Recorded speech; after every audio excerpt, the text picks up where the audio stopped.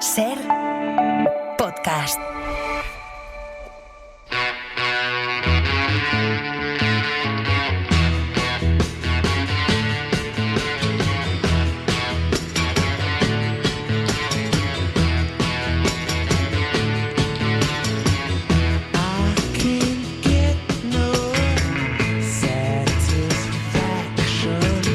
Alberto Gómez Vaquero, bienvenido a La Hora Extra. Muchas gracias por invitarme. Muchas gracias por acercarte a los estudios de Radio Madrid. Alberto es escritor y traductor, además de dirigir una agencia de comunicación.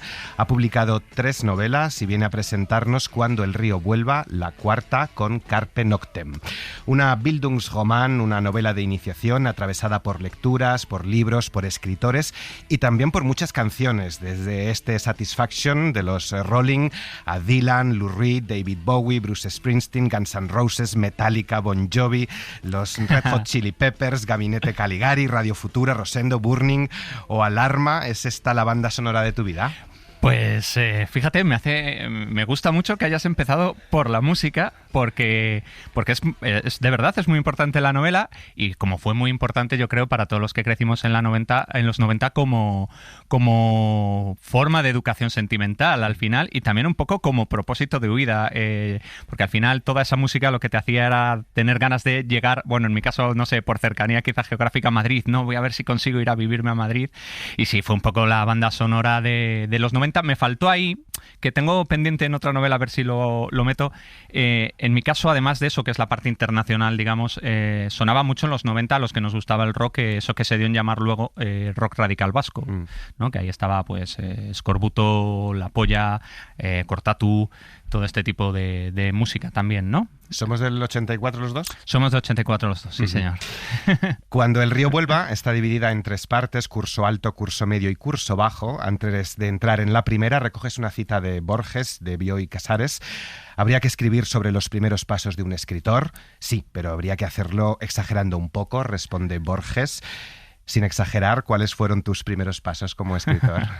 Pues fíjate, yo me recuerdo toda la vida leyendo y casi toda la vida ya escribiendo. O sea, pues mis primeros pasos fueron probablemente copias malas de novelas policíacas. Sí, que también está un poquito en la novela, que luego, no sé si hablaremos, no es biográfica, lo digo desde ya, no es biográfica. Pero eso sí es verdad. Yo empecé escribiendo, pues leía mucho Agatha Christie, leía mucho unas novelitas que había de Alfred Hitchcock o patrocinadas por Alfred Hitchcock. Yo supongo que era una cosa de padrinazgo, ¿no? En aquello que había. Se llamaban Los 3 investigadores, creo recordar. Estaban las novelas de los 5 y de los 7. Entonces, pues copias un poco malísimas de estas. Digo malísimas porque se veía venir quién era el malo y además lo resolvían en 15 folios. Entonces, pero bueno, yo empecé con la novela policíaca. Sí. Cuando el río vuelva nos cuenta el paso de la infancia a la adolescencia de un chico en un pueblo a finales del siglo XX, la relación con sus padres, con sus amigos, con las chicas, muchos asuntos por los que te quiero preguntar, pero sobre todo también su relación con los libros gracias al nuevo profesor de lengua y literatura que llega al colegio. ¿Qué maestros o maestras marcaron tu infancia? ¿Qué maestros o maestras te animaron a leer o a escribir? Porque esta historia es también una oda a esos grandes profesores volcados, ¿no?, en la enseñanza. Pues yo tuve, en ese sentido, mi descubrimiento de los buenos profesores fue un poco más tardío. Tuve que esperar, bueno, sí, a la secundaria, ¿no? En primaria no quiero hablar mal de mis maestros, Dios me libre, porque hacían lo que podían con los medios que teníamos, porque en mi pueblo no había ni biblioteca. Lo que llegaba era esta cosa que se inventó maravillosa, la Comunidad de Castilla y León, que era el bibliobús. El bibliobús se iba por los pueblos, era un autobús, como su nombre indica, que iba con los pueblos cargado de libros, y tú con tu carné pues podías sacar hasta 3. Yo, mi hermana, que era un poco mayor, ya no iba al cole, pero le había robado el suyo y decía, no, era para mi hermana, y así podía sacar 6 porque teníamos que aguantar casi 2 semanas. Entonces, pues entre cómics y tal, al final acababa releyendo, pero bueno, entonces mis maestros, los pobres, hicieron lo que pudieron en la infancia. Luego yo sí que he tenido suerte en secundaria con muy buenos profes de lengua, sobre todo me acuerdo de Merche en mi instituto, fue el Rivera de Castilla, era una maravillosa profesora de lengua que nos animaba mucho, nos contaba mucho de sus lecturas. Tuve muy buena profesora de historia, tuve una buena profesora de latín y griego, y por ahí fueron llegando ya inputs externos. Lo otro, pues fui, para bien o para mal, bastante autodidacta y por lo tanto picaflor, porque no tenía más guía que mi propio instinto. 6 libros en 2 semanas. Wow. Bueno, pero eran libros de aquellos. Ya, bueno. Dices que no es autobiográfica, pero tú, como este chico, está rodeado de libros, parece su destino, los lee con gozo y también con urgencia y ansiedad desordenadas. Eso le ha valido una reputación de pedante, de sabelotodo. Su sitio es aquel, la biblioteca, entre libros y apartado de los juegos más físicos. Leo. Me has respondido un poco cuáles fueron tus lecturas de niño, cuáles son esos referentes literarios, porque claro, nos decía esta temporada en La Hora Extra un escritor y librero, Sergio Bank, que claro, no todos empezamos leyendo Rojo y Negro, que muchos nos iniciamos en la lectura con El pirata Garrapatas. Por supuesto, por supuestísimo. Los primeros que recuerdo pues serían cómics, probablemente desde Mortadelo, que me encantaba, me sigue encantando, yo soy súper fan de todo lo que haya hecho Paco Ibáñez. Ahora, en un momento dado, me iré a comprar de esos libros que hablábamos que no me debería comprar porque ya no me caben. Uno de esos va a ser que acaban de sacar los 200 primeros cómics o tiras de Mortadelo y Filemón. Y pues los cómics del Capitán Trueno, los cómics de Corto Maltés, yo soy muy fan de Corto Maltés. Y luego, pues estas novelas de detectives que hablábamos. Jack London, me gustaba mucho, los cuentos del Ártico, de Jack London, de Alaska. Recuerdo también a que me abrieran Julio Verne, El viaje al centro de la Tierra. Y luego Rojo y Negro, yo, por ponerlo un poco como hito, yo estaría ya en primero de la ESO, cuando leí, o segundo de la ESO, cuando leí Rojo y Negro. ¿Puede no gustarte Gabriel García Márquez y no pasa nada? ¿A ti también se te hizo bola 100 años de soledad como al protagonista y como a mí? Te confieso, cuando lo leí, quizá demasiado pequeño. Voy a hacer un club de gente que tiene que decir por lo bajo, pues a mí no me gustó 100 años de soledad. Sí. O no me emocionó. A mí, a ver, yo le reconozco a García Márquez una cosa, creo que esto es indiscutible, García Márquez escribe como Dios. A partir de ahí, yo me leí hace poquito El otoño del patriarca, que no lo había leído, y me pasa un poco lo mismo. Digo, bueno, lo he leído una vez, que bien escribe Gabriel García Márquez, pero no es para mí. Luego ya esto es cuestión de gustos, y me pasó con 100 años de soledad. Es como, bueno, pero me quedo con la sensación que bien contada, qué historia, que tal, qué bien escrito, pero me quedo con la sensación de que en el fondo todo es un poquito superficial y yo no tengo ganas de volver a ese mundo. Esto es lo que me pasa a mí con García Márquez. Yo soy más, a lo mejor, necesitado de eso que Sabato llamaba abismos, entonces pues me llama más y sintonizo mejor, por ejemplo, con Juan Carlos Onetti, por decir otro del boom. Dedicas el libro a tu hija, que está a punto de estrenar la adolescencia. Ay, anda, sí. No sé si ha leído ya el libro o a partir de qué edad recomiendas su lectura. No lo ha leído porque en general no le obligo a leer nada de nadie y mucho menos de su padre, pobrecita mía, imagínate. Provocar un choque familiar por obligarla a leer.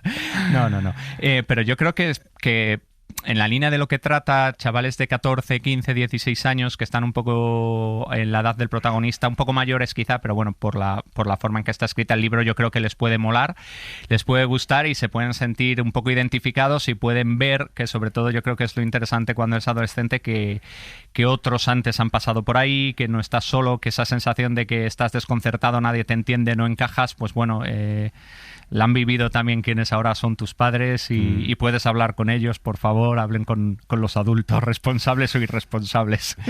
Recordando de una forma más biográfica o no, recordando estas etapas de la adolescencia, no sé si tienes miedo, ilusión ante la adolescencia que va a estrenar tu hija. Pues un poco de todo. Estoy un poco a la expectativa, con las fibras sensibles, abierto un poco a ver por dónde llega. Está en una edad maravillosa, o sea, yo tengo la suerte de que sí que tuvo unos meses ahí un poco más tal, pero ahora está como muy cariñosa, muy bonita, muy buena. Y yo espero que siga así, pero bueno, claro, va a tener sus momentos de rebeldía, de enfrentarse con nosotros, con sus padres. Yo creo que es bueno también. Creo que en ese proceso de buscar, encontrar y afirmar tu propia identidad, pues en algún momento dado vas a pensar que tus padres no saben nada, tus padres han quedado desfasados, tus padres son un coñazo, y nosotros pues lo tendremos que sobrellevar como buenamente podamos, sabiendo que, bueno, que es un proceso. Intentaremos no tomárnoslo como algo personal, que es lo importante, decir, bueno, esto ya está, es una fiebre que hay que pasar. El sexo parece ser algo cada vez más importante en su alrededor, crecen las conversaciones sobre el tema, las bromas, las insinuaciones, escribes. El deseo lo mantiene excitado día y noche. Te decía que es verdad que me ha recordado mucho a cómo éramos de adolescentes. Es verdad, el sexo ocupaba buena parte de nuestro tiempo, en nuestra mente, todos los días. Te decían tus padres, pero no te has fijado, no tengo tiempo, estoy fijándome en otras cosas. En otras cosas, sí. ¿Cómo ha cambiado la infancia y la adolescencia desde los tiempos de este protagonista, hace 30 o 40 años, a los de hoy, que también los jóvenes siguen pensando mucho en el sexo, pero su primer contacto con el sexo llega precisamente a través de los teléfonos móviles y a edades muy tempranas? Claro, ha cambiado muchísimo. Porque nosotros hemos pasado de una generación que era la nuestra, que no tenía mucha información, que tenía que ir con las antenas súper abiertas, cogiendo aquí y allá lo que podía coger, para luego hacer un puzzle en su cabeza que no se parecía nada en la realidad, pero que tú creías que sí. Y antes eran revistas que llegaban de los mayores, algún vídeo perdido por ahí que veías con los amigos en VHS. Incluso el porno era súper naif para lo que hay ahora. Y esas eran nuestras fuentes de información. Un adulto jamás te iba a decir nada, y los que hemos crecido en entornos católicos, bueno, pues la Iglesia Católica era lo que era para estos temas, es lo que es. Entonces, ahora, sin embargo, efectivamente, desde que les das un móvil, lo primero casi que les entra con las aplicaciones es...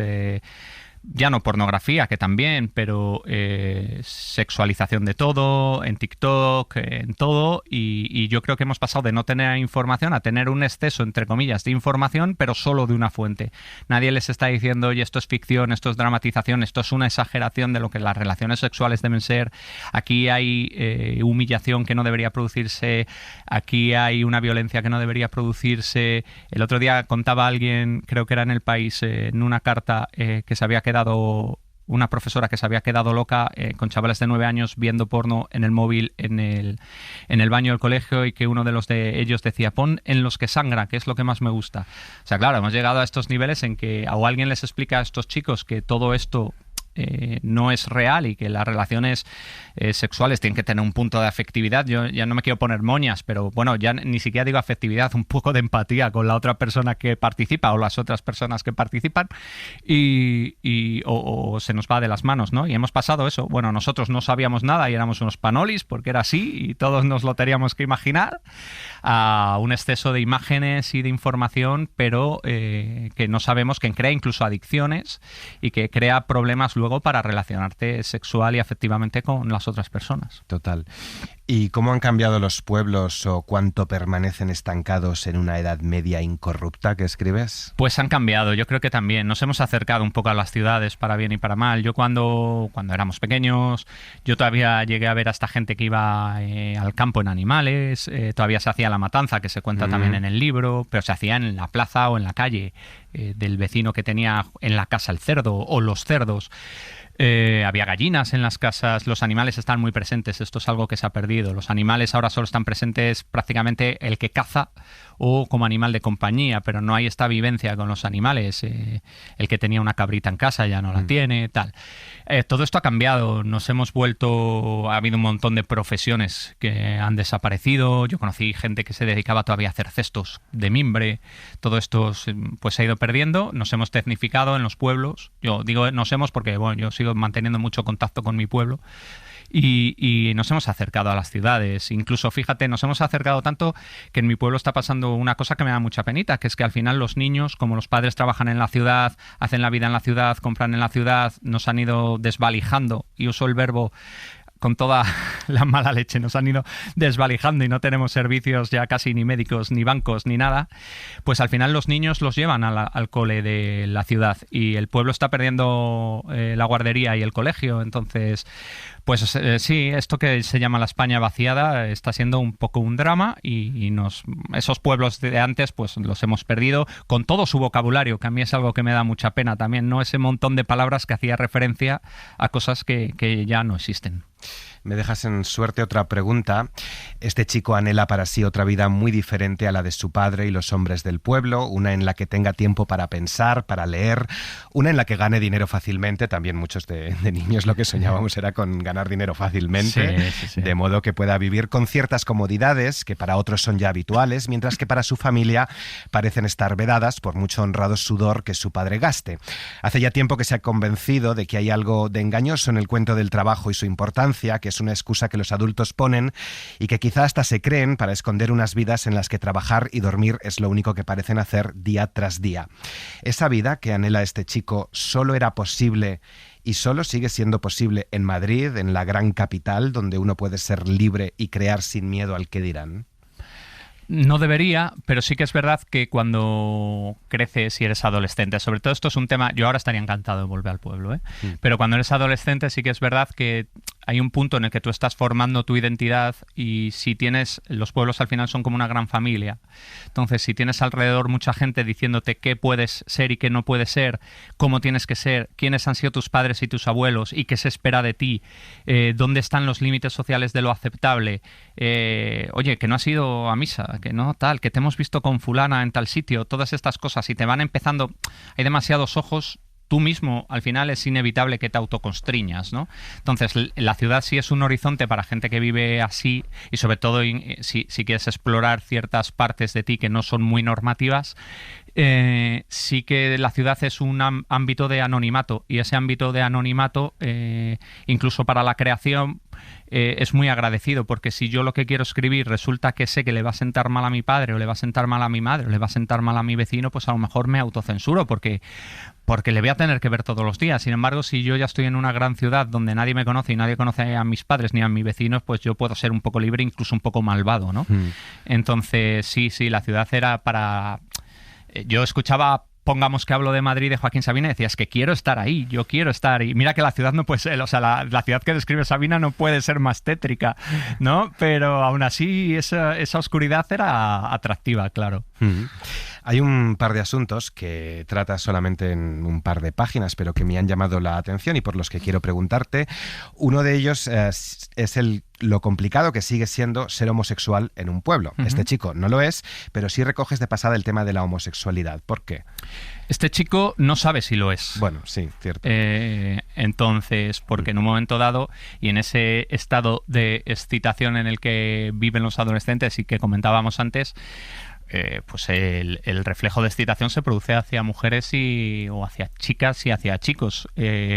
Entonces él no se atreve a explorarlo, entre otras cosas por lo que hablábamos, porque bueno, hay una serie de normas que te dicen que por ahí no y una moral que te dice que por ahí no.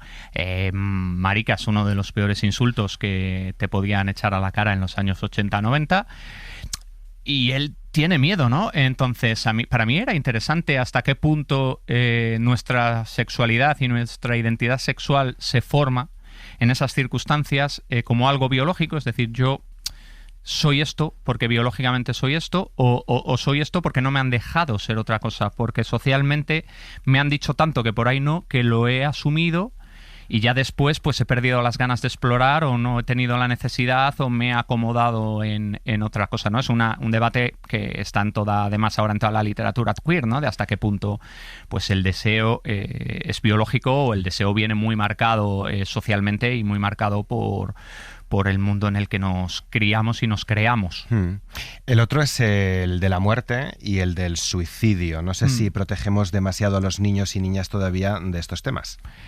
En nuestra edad no, en nuestra época no, y había un contacto con la muerte desde la muerte de los animales. Yo me acuerdo, yo era monaguillo y me recuerdo con 7, 8 años yendo a dar la extrema unción a una persona en su casa, porque los ancianos, en este caso era un anciano, ancianos y ancianas se morían en su casa, estaba allí la familia, entonces le ves casi cadáver y te vas acostumbrando mucho a la muerte. Los abuelos se morían antes, entonces pues mi abuelo se murió el primero, el otro ya había muerto antes de nacer yo y el otro tenía yo 10 años.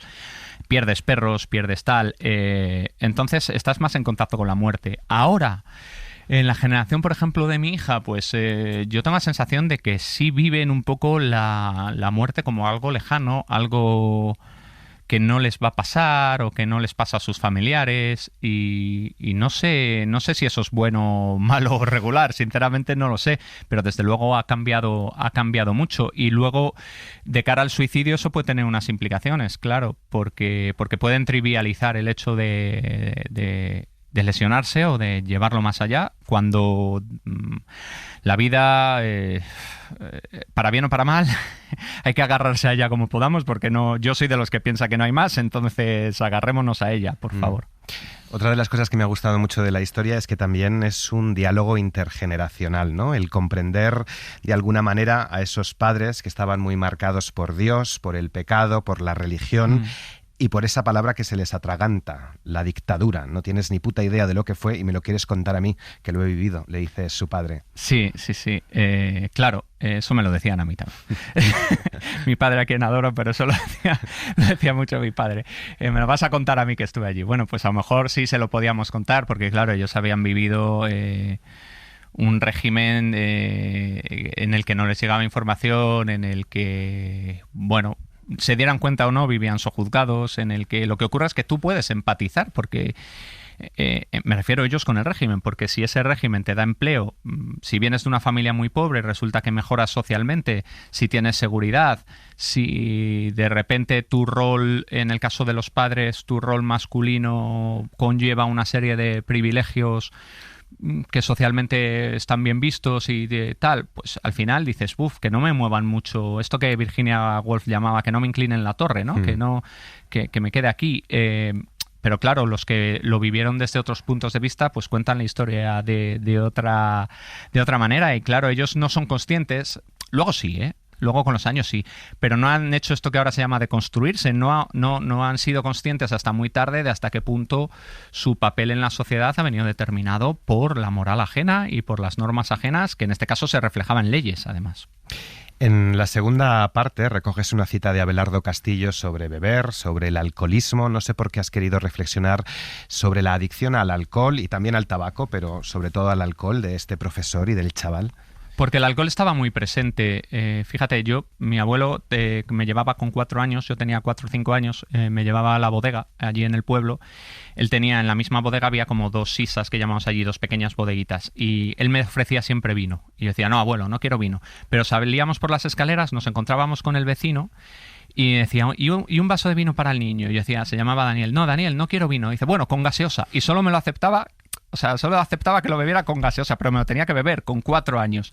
Es decir, el alcohol no solo estaba muy presente, sino que para los chicos era una especie de ritual de paso y un poco de marca de que ha sido llegando a la vida adulta.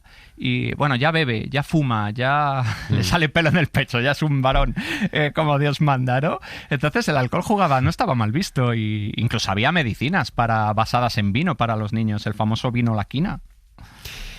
¿Crecer es aprender a renunciar a cosas, a la huida o a Rebeca? ¿Crecer es darse cuenta de que no se puede tener todo? Crecer es darse cuenta de que no se puede tener todo, creo que sí. Crecer es también aprender a agradecer lo que la vida te da y no solo amargarte por eso poquito que no te ha dado. Que yo creo que también es algo que vas aprendiendo con los años. Decir, bueno, no he tenido esto, pero he tenido todo lo demás. Voy a dar gracias por todo lo demás y no amargarme porque me ha faltado esto poquito.